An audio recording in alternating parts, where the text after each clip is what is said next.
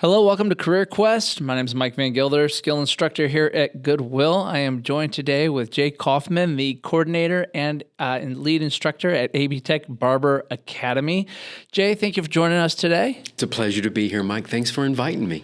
So, something interesting you mentioned about the Barber Academy, and what is that? What can people do?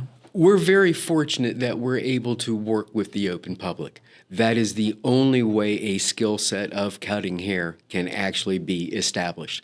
So we're thrilled to offer our services, and it's quite the service list that we have to the open public, to clientele, whether you are a employee of AB Tech or not. Makes no difference. We would love to have you, and we love to work with everyone. So how does someone, do they just call the school? Do they have to call you specifically? They can call, there's an office number and an email address, and I would strongly recommend the email address over the phone. Unfortunately, with my position, I don't get a lot of office time. So the phone, I may return your call in 2-3 days, where an email, I'll respond to it very quickly. And we'll post that email on this video so people can contact you and set up an appointment to get a haircut and be part of your students' learning. So, we do appointments, but we also do walk-ins. Oh, wow. So so it's pretty much like a full functioning barbershop. Yes. Wow. Interesting. Yes. Okay, so quick question here then. As a career barber yourself, a professional, what is one of those bad advices that you've heard go through the barber field that you're kind of like always cringe on when you hear it? One of the fields that I've thoroughly enjoyed is the art of hair coloring. And it's misunderstood. The first misunderstanding is that barbers don't color hair or don't do chemicals, and we do. My students and my program is getting quite the reputation in designing hair and coloring hair. The biggest problem I have is misinformation on how to color hair. A lot of stylists that color hair that aren't colorists are misleading their clientele in this particular service to go from black to an Arctic white, as an example. Yeah. Oh, that's an hour, hour and a half. And that can be 2 days. So I'm running into expectations that are misfounded in how quickly I can change somebody's hair color. And then when they go and presume to do it themselves or get it done, I get the opportunity to see them again. Yeah. And my students learn how to fix hair color, which is more important than it is to learn how to do it normally. You always learn more when you get it wrong than when you get it right. So we do focus a lot on the different chemical aspects that is part of the barber industry that we're finally, after decades, starting to embrace as barbers. And that's welcome because there's a tremendous amount of creativity that goes with that. Not to mention the expansion of income that comes in from offering chemical services. And most people are not comfortable with them because they haven't been trained well.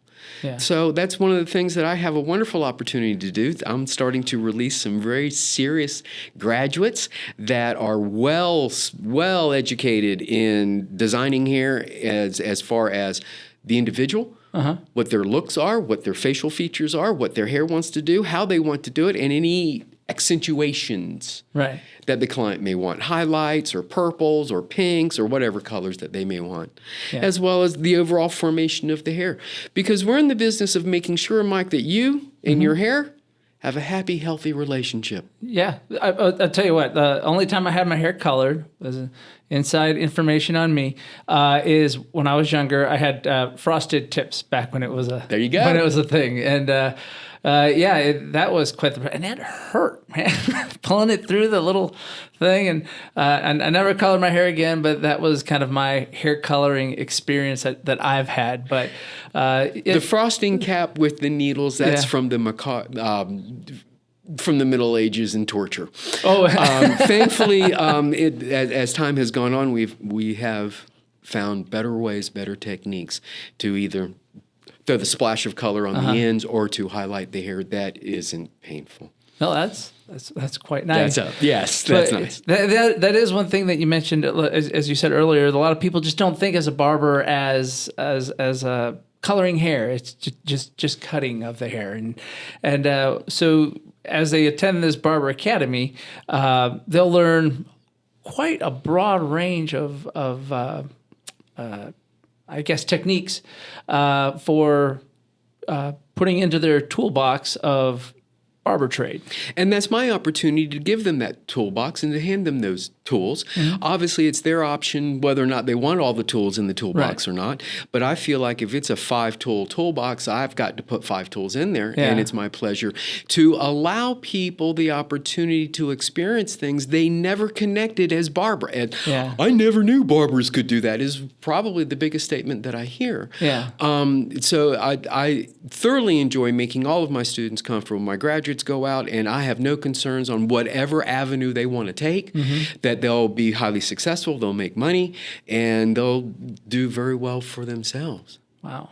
Well, thank you very much, Jay. I really appreciate it. Again, Jay Kaufmann, the coordinator and lead instructor at AB Tech's Barber Academy. Again, if you are interested in getting a hair appointment or walk-in, again, just email. The contact information will be on the screen, and Jay will get back to you and set that all up. Thank you very much. Thank you, Mike. Have a great day.